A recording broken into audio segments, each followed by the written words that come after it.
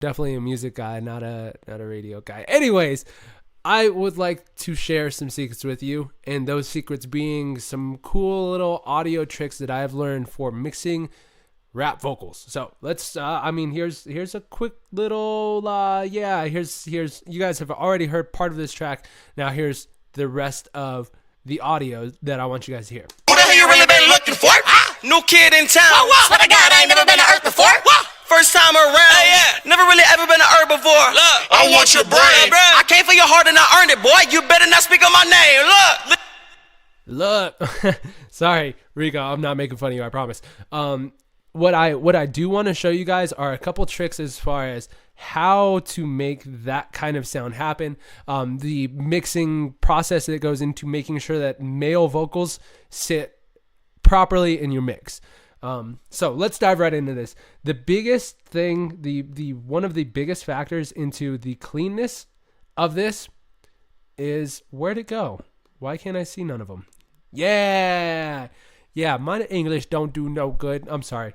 I don't know where this is coming from. You guys know me. I'm weird. But what I want to get into is cleaning up and isolating the vocal as far as what the human ear listens to. We predominantly will hear, 1 to 4K. That's what our brains are triggered to hear. Just like, even if it's in the smallest decibel, like that's the range that we pick up the most of.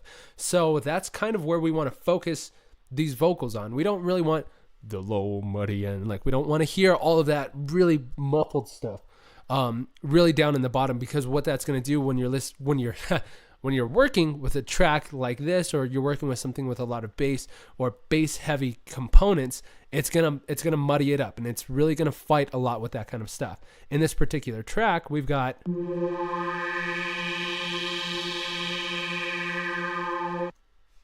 and it's got that kind of low resonance. It doesn't like rumble a lot, but it's low enough in the range that if he had any vocals left below, honestly, I was trying to cut off right around here, right around like the 700-800 range, but everything below that needs to be gone.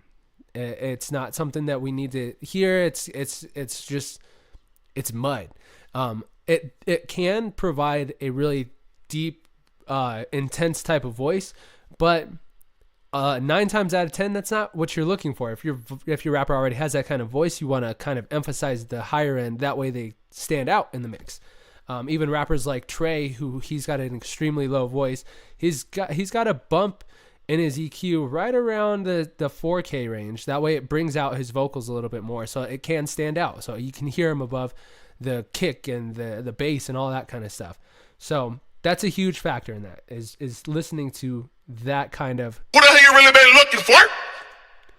low end, that rumble. So actually, I kind of want to show you guys what it would sound like without it. Who the hell you really been looking for? New kid in town. I know YouTube's compression doesn't really let you hear that, but even in as simple as when he says new kid is a very plosive vowel. It's got a lot of air that comes out when you say it.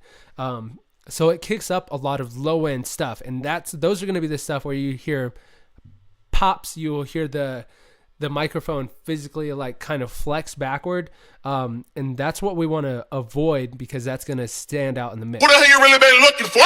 New kid in town. Who the hell you really been looking for?